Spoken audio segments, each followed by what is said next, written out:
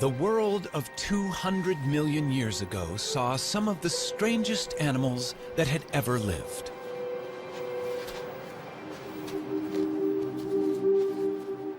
Nothing about them suggested they would become a huge success.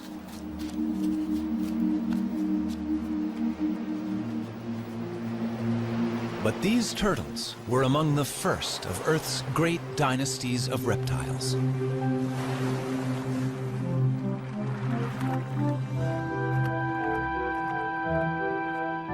Turtles then and now are unique. Their bodies are encased in armor, and that shell has changed little over millions of years.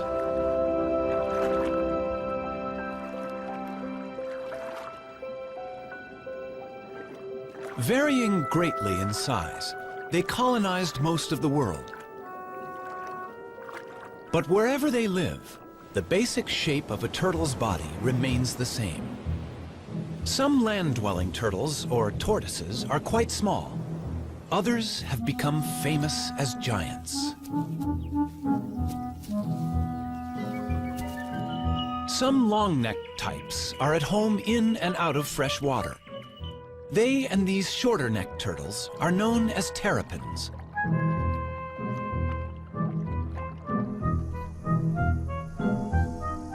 "257 turtle species exist. They live in every environment, from the driest of deserts to the coldest extremes.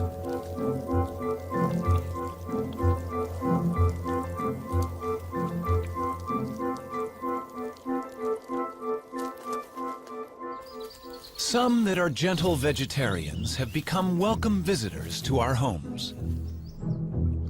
Others hunt out of our view.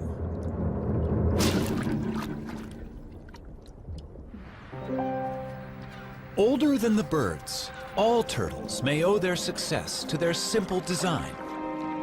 But what future is there for turtles living life in a shell?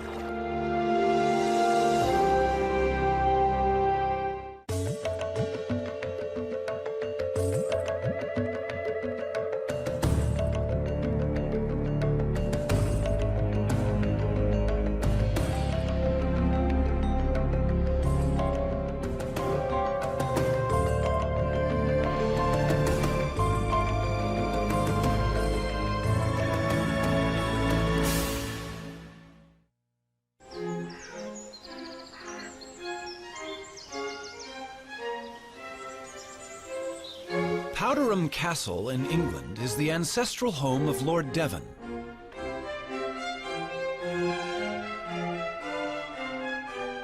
It's also the home of Timothy, a rather venerable tortoise. To the present Lord, Timothy is the oldest member of the family. Timothy first came into our family in 1892, and he previously belonged to Captain Rutherford, who was a sea captain, and undoubtedly he was on board ship for quite a long time.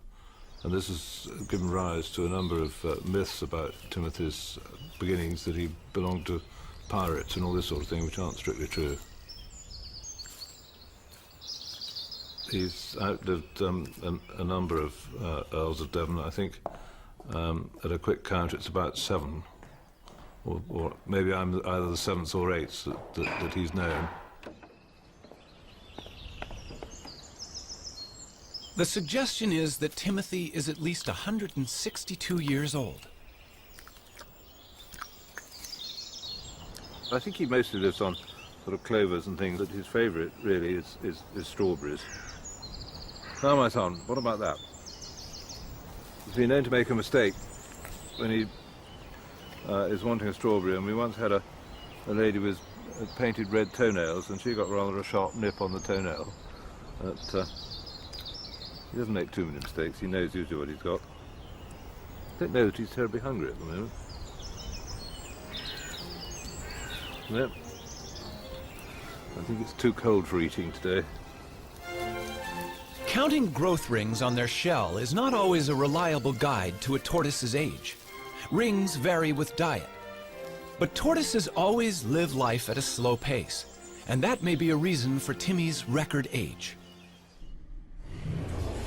The fossil record is our best guide to the history of Timmy's ancestors. The first we know lived some 300 million years ago in the world of forests that gave us our coal. From such primitive reptiles, turtles diverged first, leaving dinosaurs and other reptiles to go their own way. Through the ages, there have been turtles of fantastic size and diversity. They saw snakes emerge 100 million years ago and witnessed the extinction of the dinosaurs. That turtles have survived so long is due to the extraordinary design of the shell that protects their body. The shell has remained virtually unchanged for 200 million years. A thick layer of hardened scale is its first line of defense, but a broad, bony layer, the carapace, provides strength. In other animals, this bone would be ribs. The turtle's backbone is fused to the shell. It's the support under the bridge. The shell of a turtle serves many purposes. On land, it's heavy, restricting movement, but great protection. Underwater, in a streamlined form, the shell allows for graceful swimming with surprising speed.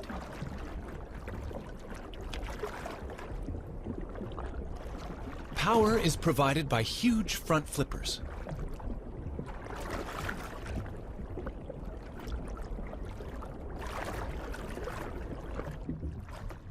Sea turtles migrate thousands of miles, swimming on the ocean currents. Their hind limbs are mainly used as rudders for steering. Legs have no appeal for these sailors. Sea turtles only emerge onto land to nest, and even then, flippers are sufficient to haul the turtle over a beach.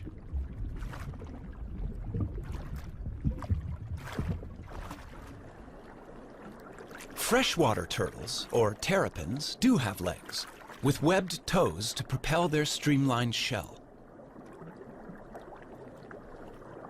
When feeding on the bottom of a lake or river, legs are more useful than flippers.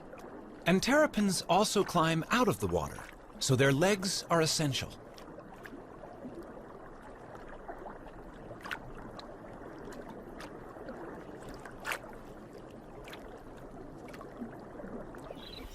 A tortoise, walking on land all the time, needs strong legs, in this case to carry it out of danger.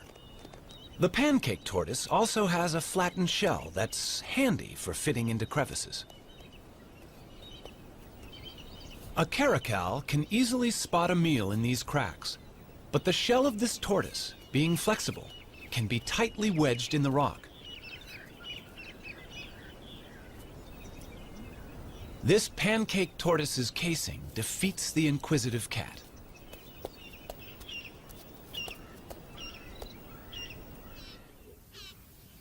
Giant tortoises, and this one on a Galapagos island is among the largest in the world, have no natural predators to hide from, but they need weightlifters' legs to move their enormous shell.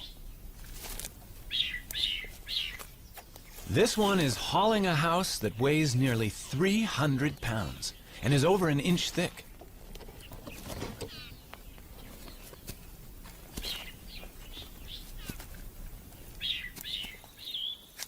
A tiny box turtle leads a far more troubled life in raccoon country, but its domed shell has a cunning device that usually outwits such hunters.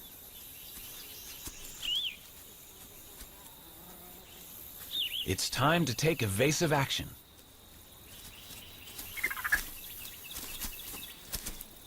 The shell is hinged. The drawbridge comes up, and all of the turtle, head, limbs, and tail, is safe inside its castle.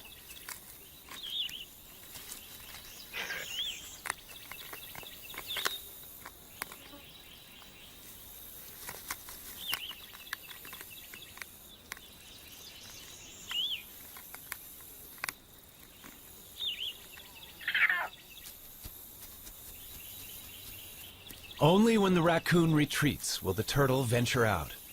That hinge on the lower shell saved its life.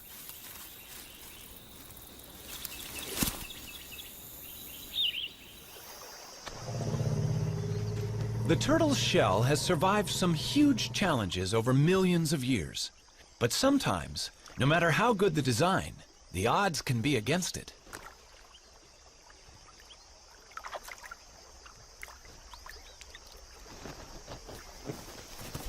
That is one lucky tortoise.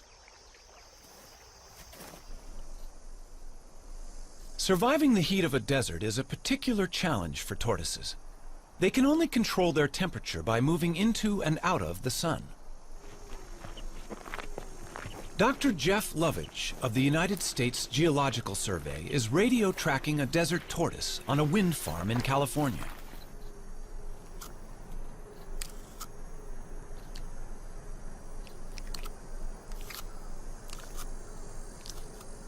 Desert tortoises have recently started to decline, and Jeff wants to find out why.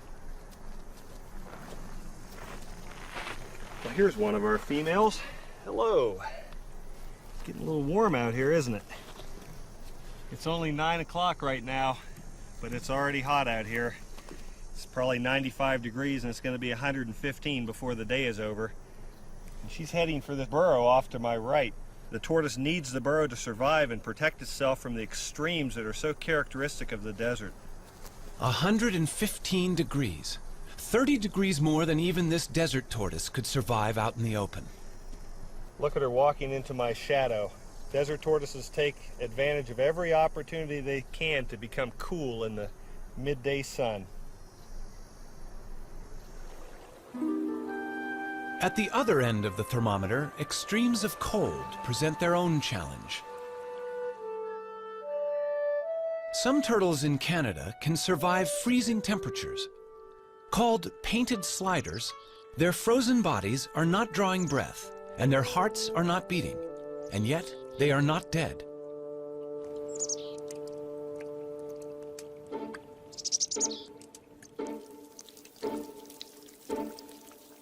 These hatchlings, born in August, freeze and unfreeze throughout the winter until the final thaw in spring.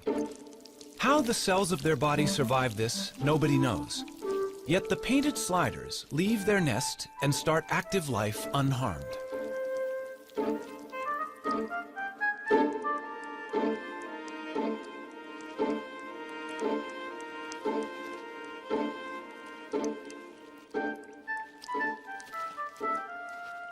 Such marvelous abilities to survive were entirely to the turtle family's advantage, until humans appeared on the horizon.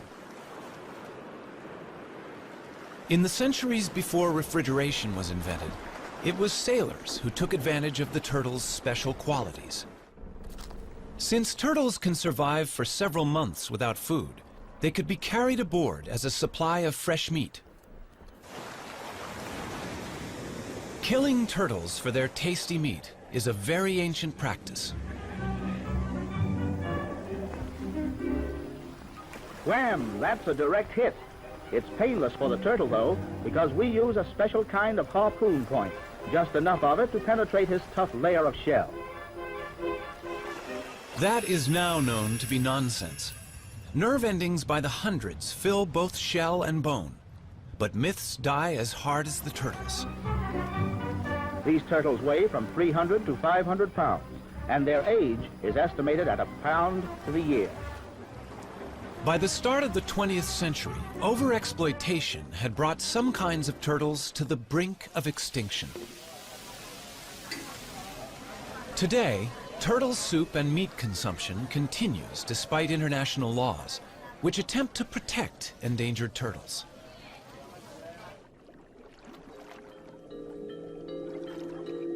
The turtle may well be our defenseless victim, but in the natural world, these successful reptiles have for a long time been quite capable of defending themselves.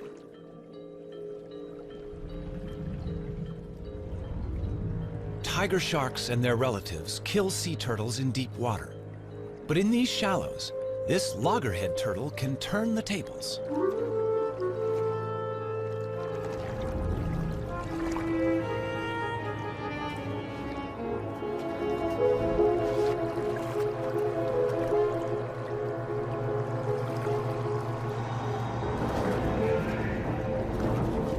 The turtle is biting the shark. It has no teeth, but the sharp serrated plates in its strong jaws can inflict serious injury. In shallow water, the shark's movements are restricted, and it has difficulty fighting back. After a breath of air, the valiant turtle can return to feeding. It can give as good as it gets.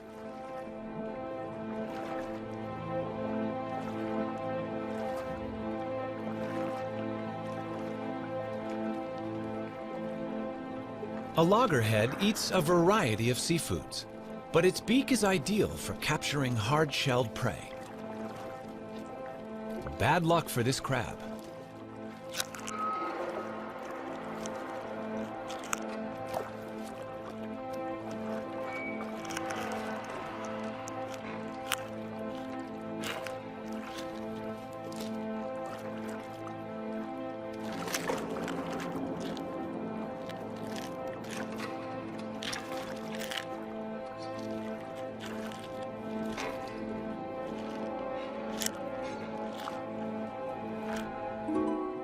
In freshwater, a camouflaged turtle is hunting.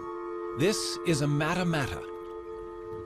It will blend with the fallen leaves and wait for a fish to come within range. Then, it simply sucks them in.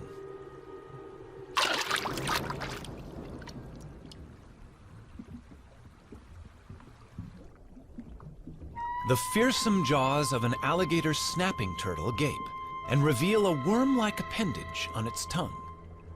Lured by its wriggling, a fish investigates this death trap.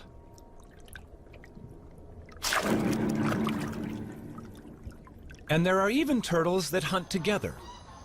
Donald Stridham knows that visitors to the Swardini Reptile Park in South Africa are fascinated by the bloodthirsty terrapins he exhibits there. It's feeding time in the terrapin pool. You know, if I had to put my finger into this water, they would eat it. But I'm going to give them something else to eat, their favorite food, a little piece of chicken here. And if I lower that down, they're going to move towards this. Come, guys. Come on. You'll probably find that the red-eared terrapins come first. They are normally the more dominant, and here comes one now. You can see why it's called a red-eared terrapin. It's got the little red mark behind the eye. And look at that. He's a dominant one, so he will come first.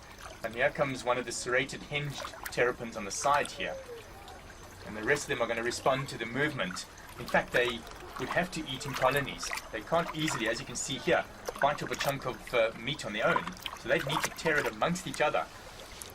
They'd eat in much the same way as piranhas. So lots together, biting off chunks and pieces of meat. And you can see that happening right here now. Red ear's got a really good grip on it. They tear at the meat.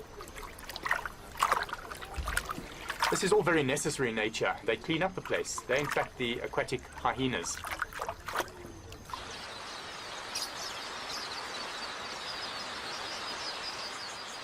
Forget big game watching here. Keep your eyes on these little guys.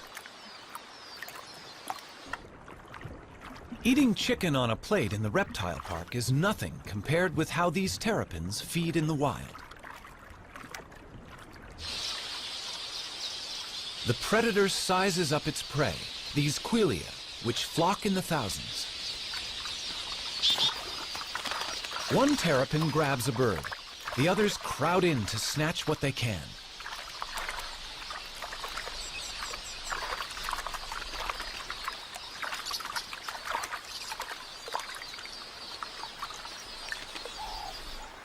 Even birds as big as doves are not safe from the helmeted terrapin's submarine attack.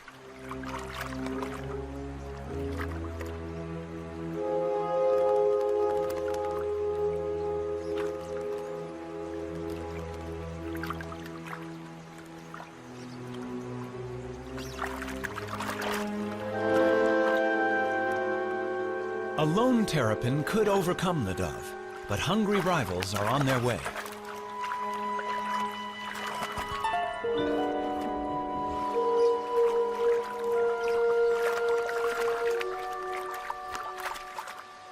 And turtles can be even more competitive when it comes to mating.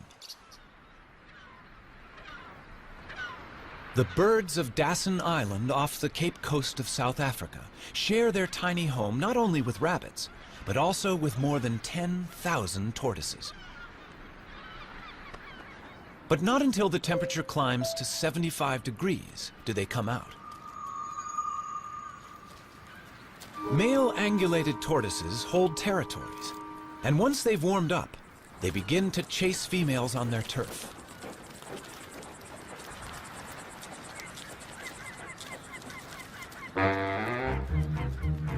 Once he's found one, he won't easily let her go. So far, so good, but he's chased her onto another male's territory, which will upset his plans.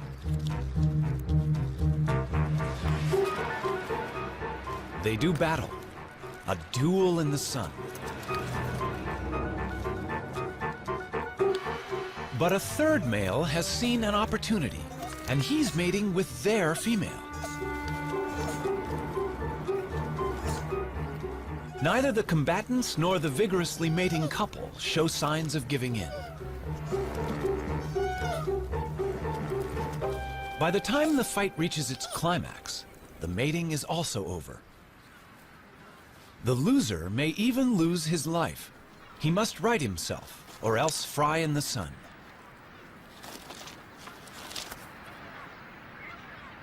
The temperature is rising rapidly. He must get into the shade. But that's hard to find with 10,000 competitors.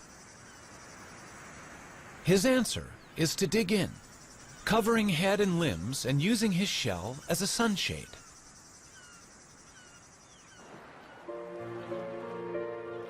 In tropical waters, temperatures are much the same all year round.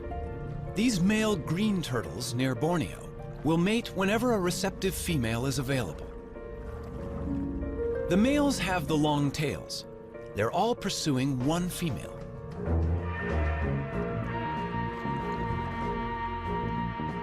A male succeeds in locking onto her shell and mating with her. Rival males are surprisingly vicious in trying to interrupt his success. These powerful jaws can injure a flipper. And not only the mated male, but other rivals are also getting bitten. But to no effect. The desire to mate is strong, and only when he has succeeded will other males have a chance to take his place.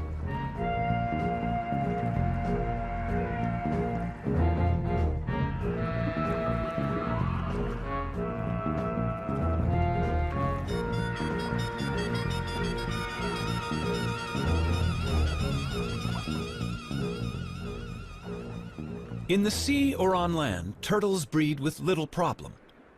But on the unique islands of the Galapagos, a crisis has arisen. At the Charles Darwin Research Station, the fortunes of the famous Galapagos Island tortoises are being carefully monitored. These tortoises are giants, among the largest in the world. And they are more than just a tourist attraction. They're endangered, and their survival depends on them breeding in captivity here.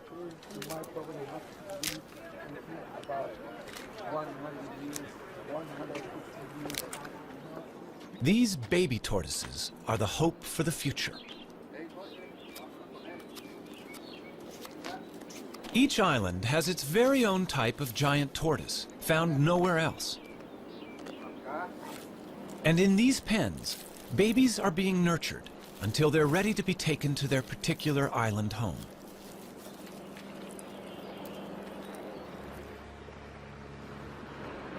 In past centuries, boats landed on each island to plunder the docile giants, killing or collecting them.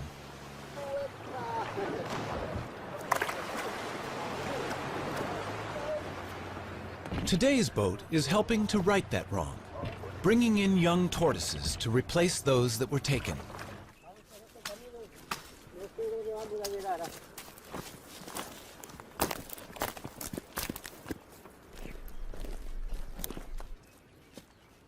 This is the island of Hispaniola. The Hispaniola tortoise was once facing almost certain extinction. Now, the future arrives in a bag.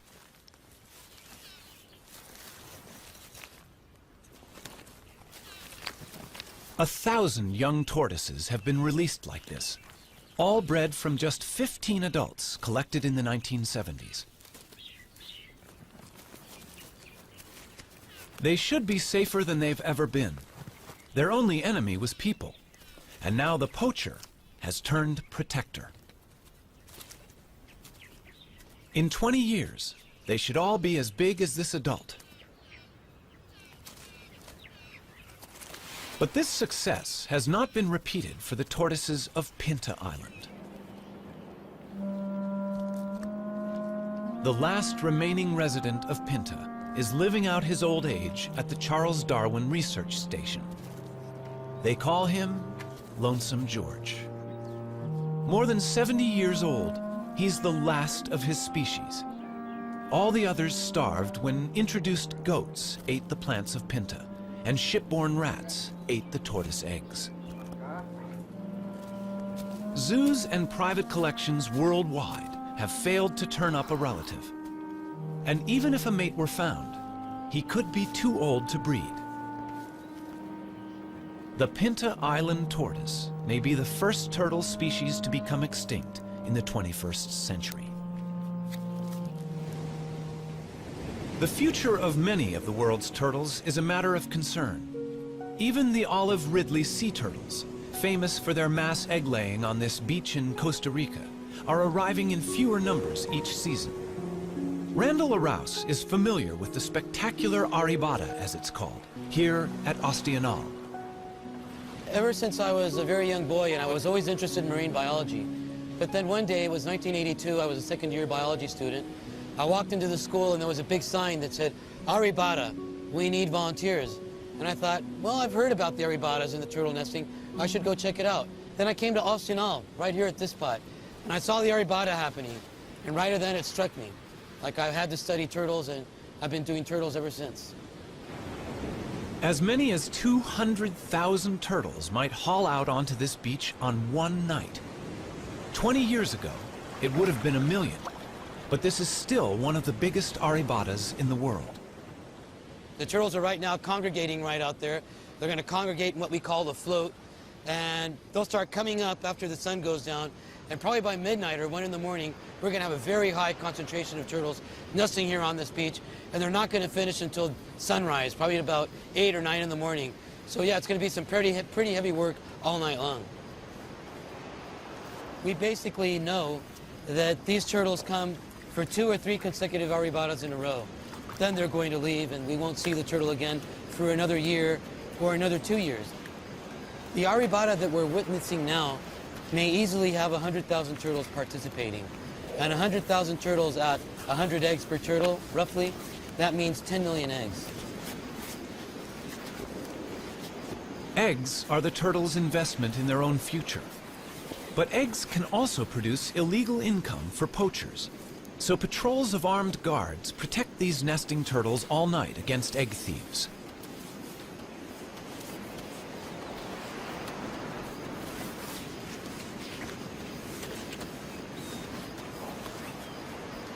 This female may have mated with several males offshore. So each of her 60 to 100 fertilized eggs may have a different genetic composition, which is healthy for the future of olive Ridley turtles. Randall can also inspect the health of an individual while she's laying. She seems to be unaware of him and in a kind of trance. He examines her gently for signs of disease or injury while she's in this curious, semi-conscious state. Just why she enters this trance is not yet known.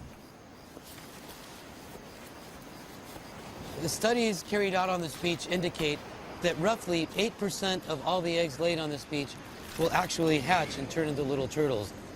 Now, that does not mean that these little turtles will turn into adults. A wild guess is 1 out of 100.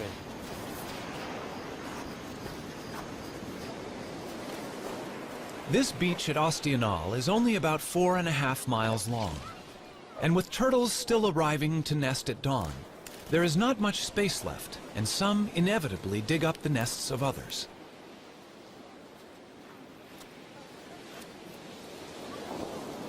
Many eggs get damaged, and the loss is enormous.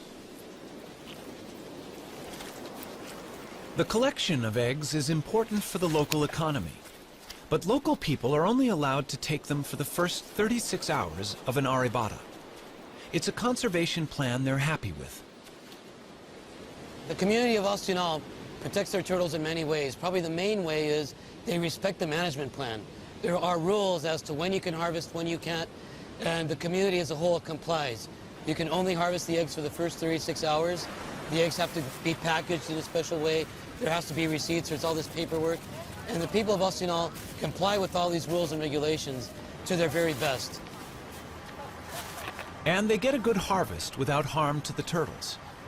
Soft-shelled, the eggs travel well to a luxury market, where some are enjoyed over the bar in a pricey drink they call baka.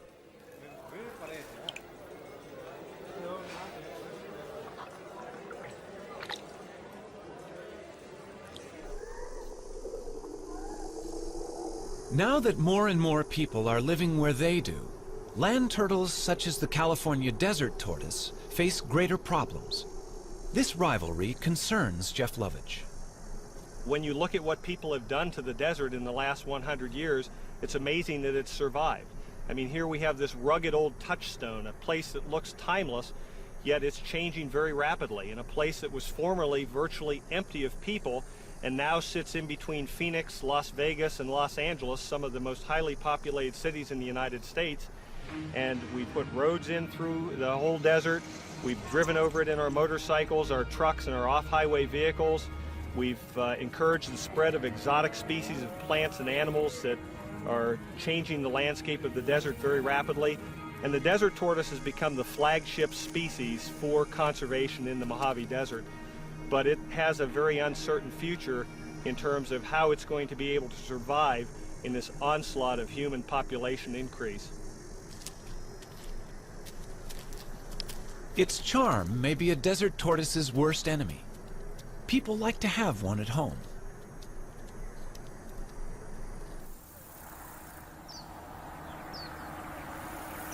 Problems arise when the once loved pet outgrows its welcome. It seems so easy and kind to let it go in the wild. But Fred, or whatever his pet name has been, is about to cause problems among the wild tortoises he will inevitably meet. He appears to have a cold, a viral infection that he'll soon pass on to others.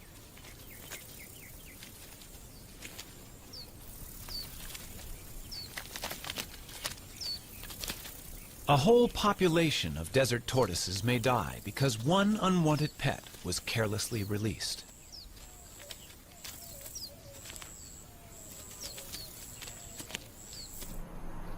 Close to towns, tortoises are presented with other problems. Our roads cross their territories, and they get injured.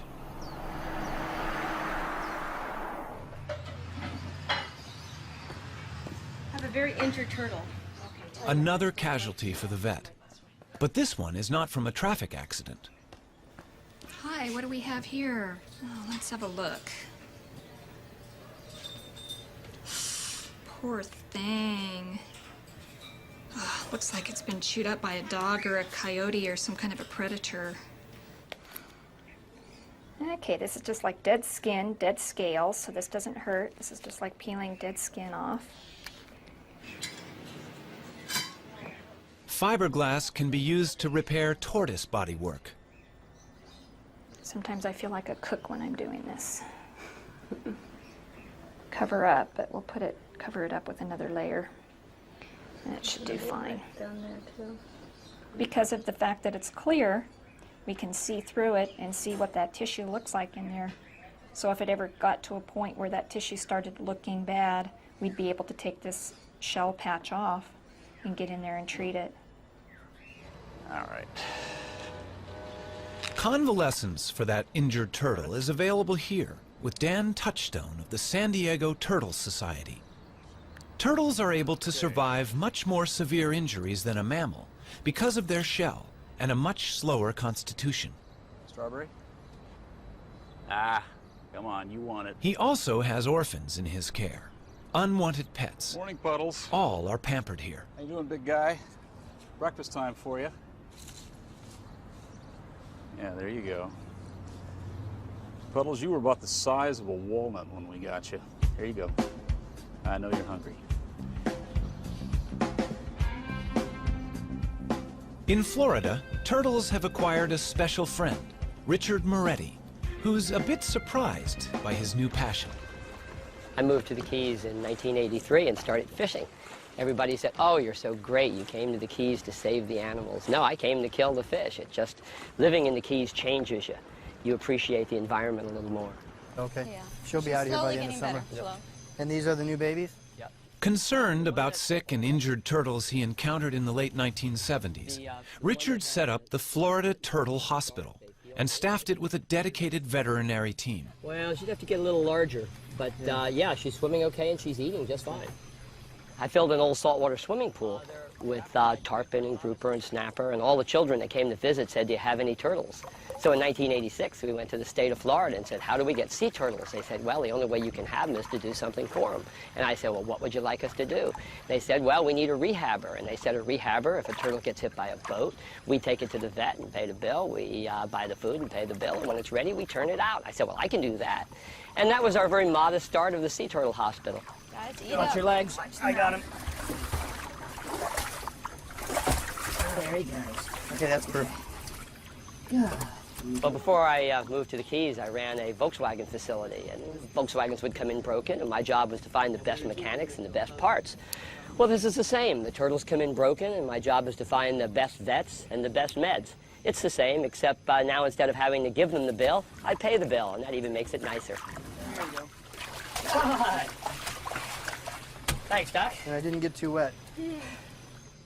This little tumor is the beginning of a virus that affects sea turtles around the world. This disease started 100 years ago. When we first started seeing it 15 years ago in the Keys, turtles would come in with a singular tumor like this.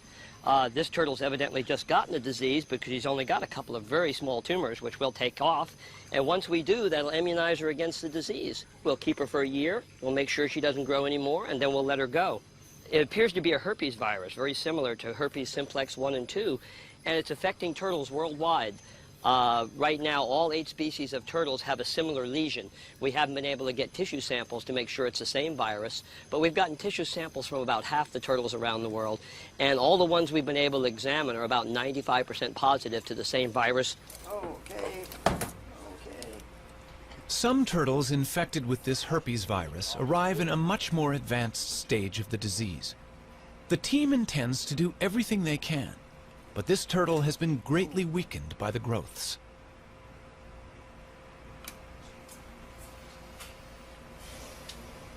Notice the contrast difference. You have a radio opacity here. Notice it's not bone dense and it's not soft tissue dense. I'm concerned about these. We definitely need to go in, do the endoscopy and document that they're there with some digital photographs.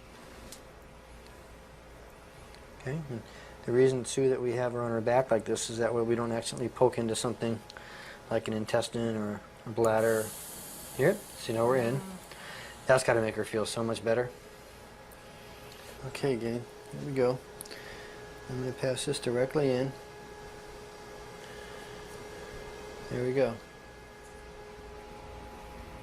The endoscope does not reveal good news. They can recognize large tumors within her body.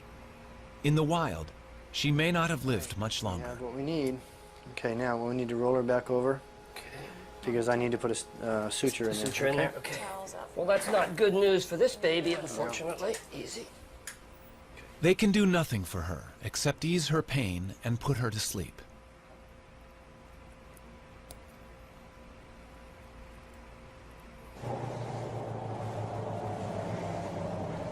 The joy of success helps make up for the sadness of failure. And today, 4 rehabilitated turtles are going home. They look like they're ready. Yeah, after never being out of a tank, they're going to enjoy this big tank called an ocean, huh? All right. Have lots of babies, guys. Are you ready for this? You look ready. You're beating me up already? You got your jewelry? Yes. Okay. You can go. Moments like this reassure Richard Moretti that their work is worthwhile. All right, Guy. Shall we send them in pairs? All right, sounds good to me. All right, they're roommates. They've been roommates. Okay, there they go. Ready? Usually when you see wildlife being worked on, it's usually on a picnic table with a buck knife. But we've built a state-of-the-art facility to give these animals the care they really need. Those little turtles that were just released, when they came in, they had been trapped in roots when they were born, and they struggled to get out. They were cut all the way to the bones, all over their body from struggling with those roots. It took us 2 years to get them ready, and you saw those were nice, healthy turtles. And the feeling, taking a wild animal that's going to live a lot longer than I will, back out into the ocean and turning it loose for future generations, well, you can see, goosebumps. It's great. Nothing feels better than being able to put something back for the future.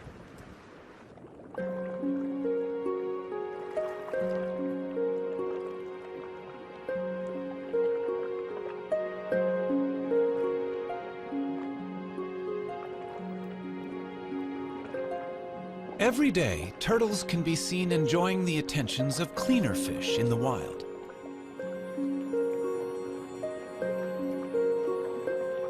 The fish feed on algae, and in doing so, clean the turtle's shell.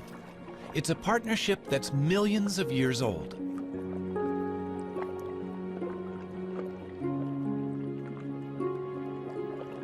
Generation after generation lived in what might have seemed a perfect world.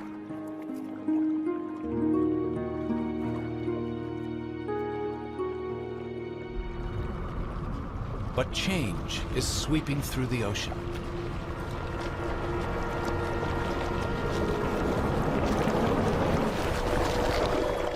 Commercial fishing puts nets into the sea, which can break loose and drift, catching much more than intended.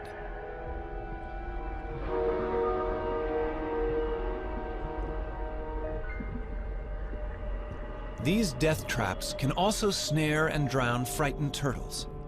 Helplessly bound, they cannot swim to the surface to breathe. Shrimp nets have also taken a toll on turtles. Scientist John Mitchell.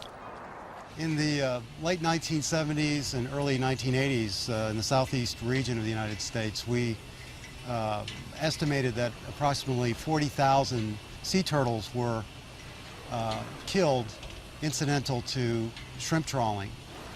And this problem created a need for either a shutdown of the fishery or the development of some apparatus or a technique to exclude the sea turtles from the trawl.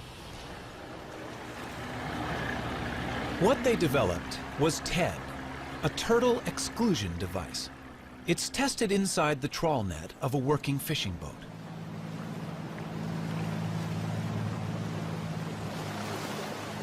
The net is being dragged behind the boat, and the TED is fixed inside the net at the end.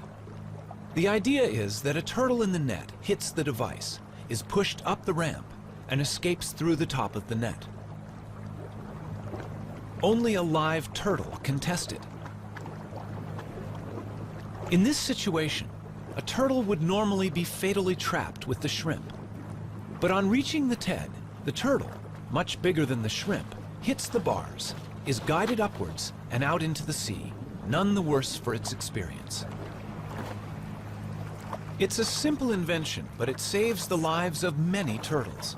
And the use of TEDs desperately needs to be encouraged worldwide. Here in Central America, we know that in Costa Rica at least 15,000 turtles are being caught a year. And of course, this is definitely going to have an impact on the population. There's a dead turtle right over there, you can see, almost definitely killed by a shrimper. If Costa Rica was implementing TEDs efficiently, this would no longer be the case.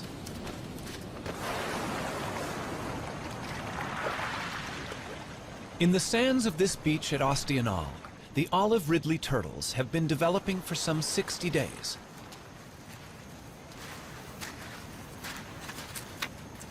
What happened under the sand as the eggs hatched is quite special.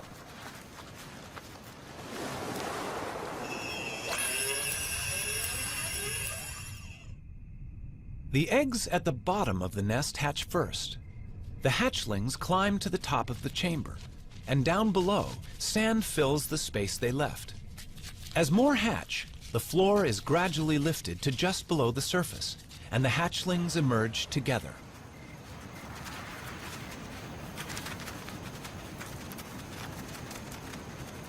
Once out of the nest, hatchlings must head for the sea. But how do they know where it is? Light is a crucial factor for orientation. The sea is always brighter than the land. It's thought that when they are grown, these turtles will return to this very same beach to lay their eggs.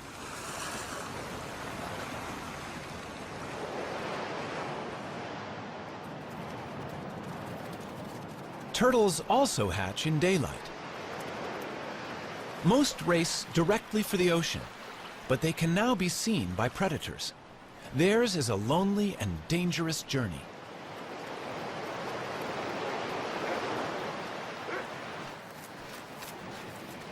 On this beach, almost every animal has a taste for turtles.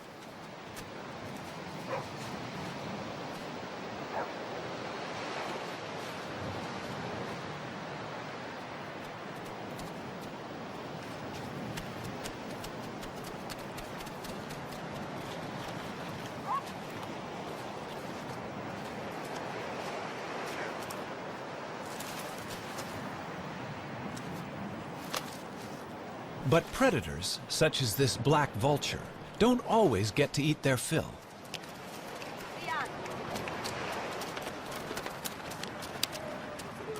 Survival of the turtles is important to the local people. When the turtles are hatching, the women all organize and they go to the beach. They shoo the predators away to make sure that the little turtles can make it into the water. They try to make sure that all these little turtles make it to the water safely, because of course it's to their best interest to make sure that these little turtles make it to the water. They eventually turn into adults and come back and participate in an arrabada 10 years down the road. Although some 10,000 hatchlings will survive to become adult turtles, remember 10 million eggs were laid in these sands.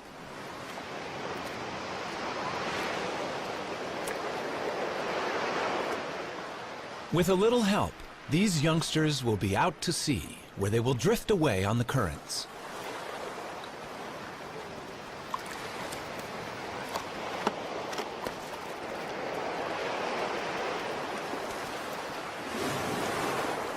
No one knows where they go.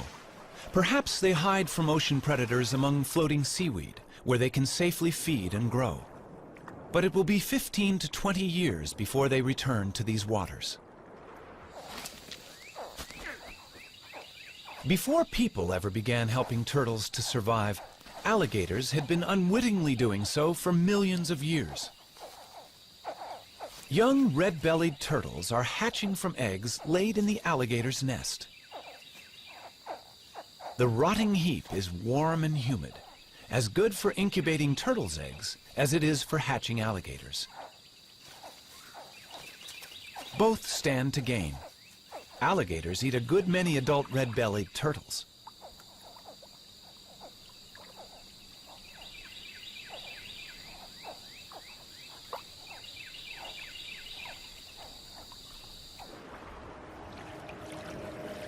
For 200 million years, turtles, with their curious bodies encased in their remarkable shells, have endured all manner of change around them. Today's world is unlike that of long ago. The oceans are threatened by human pollution and greed. Ancient homelands have become deserts. Islands are overrun by vermin. And the future for these reptiles may depend on us.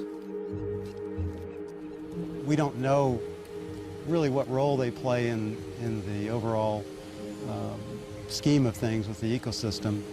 And I think that's one reason why we should use any means to protect them. There are many, many animals that we really humans don't see a need to spend the effort and the time to conserve, but just the fact that we don't know, I think means that we should.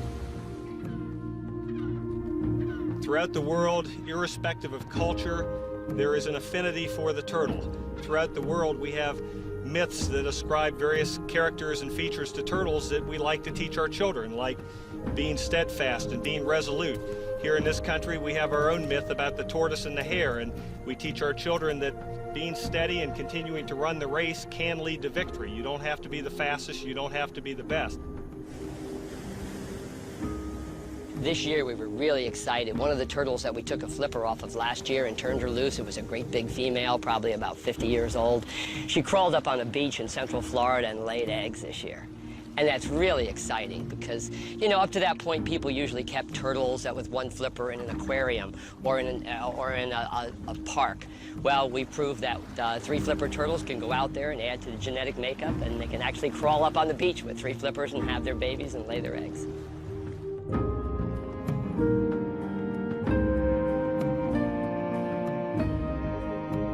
They're 200 million years old. Those are living fossils that we put back in the ocean. And hopefully with a lot of help from our friends that help us work on turtles, we'll see them into the next millennium. But it makes you feel really good. You know, we use so much of our assets and our environment up. It's so nice to put something back for the future.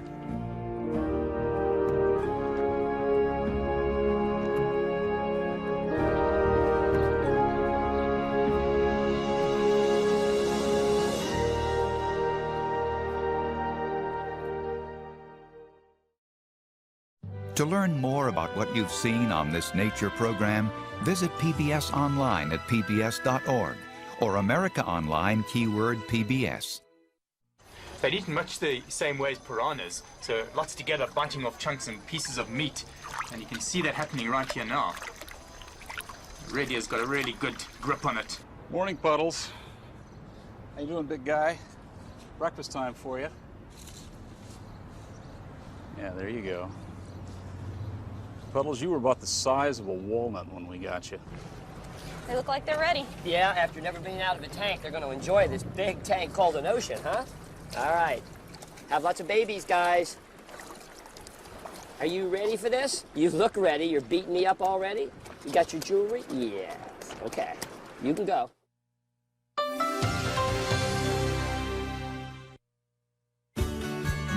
We are PBS.